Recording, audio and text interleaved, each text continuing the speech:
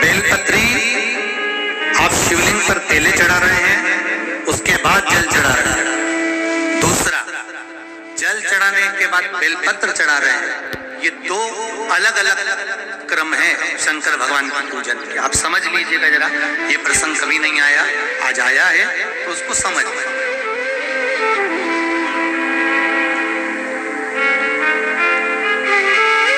पहले बेलपत्र, उसके बाद में जल जो चढ़ाया जाता है, ये रोग मुक्ति के लिए चढ़ाया जाता है। काहे के चढ़ाते हैं अपन?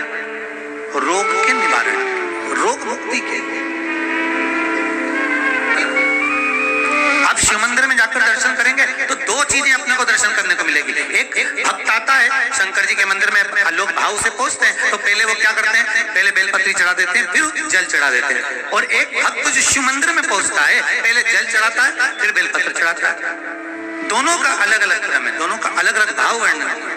पहला, अगर बेलपत्र चढ़ाया है और उसके बाद अगर शंकर भगवान पे जल चढ़ा रहे हो तो ये रोग मुक्ति के लिए होता है। जैसे बड़े रोग किसी को हो जाए, रोग किसी को घेर ले, तो वो बेलपत्री चढ़ाने के बाद फिर जल चढ़ाएगा तो उसको रोग थम जाएगा और फिर वो रोग आगे नहीं बढ़ेगा, आगे नहीं बढ़ेगा।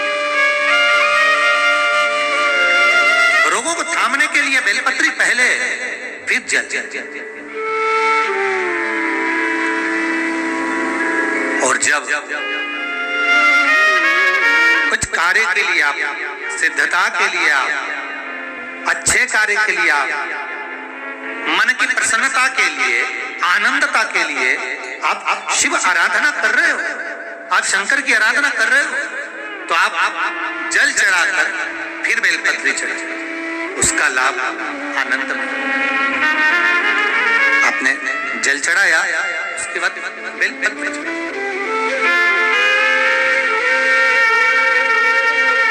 बस एक बात का स्मरण आपको होना चाहिए शिव महापुराण का, कि जब भी आप भगवान शंकर को बेलपत्र चढ़ाते हैं, बेलपत्र समर्पित करते हैं, बेलपत्र समर्पित करते समय प्रयास करा करें कि ये बेलपत्र को जब भी आप समर्पित करें, प्रयास करें कि बीच की जो पत्ती होती है बेलपत्र की, मध्य की जो पत्ती होती है, उसको अंगुष्ठ से पकड़ा जाए।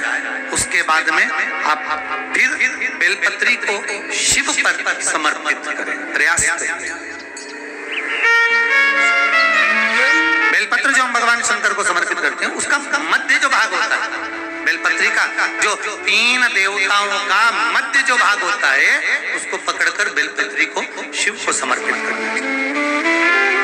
पूर्व की कथाओं में यह भी वर्णन किया है कि बेलपत्री की डंडी का मुख कहाँ होना चाहिए।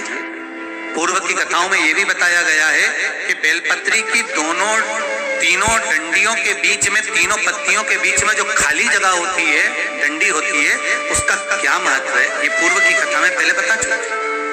पर आज जो क्रम चल रहा है कथा का, उसमें अपन जो समझ रहे हैं वो ये होना चाहिए कि आप किस कामना से जल चढ़ा रहे हैं, आपके जल चढ़ाने का क्रम क्या है। अगर आप रोग मुक्ति के लिए चढ़ा रहे हैं तो पहले बेलपत्र चढ़ेगी,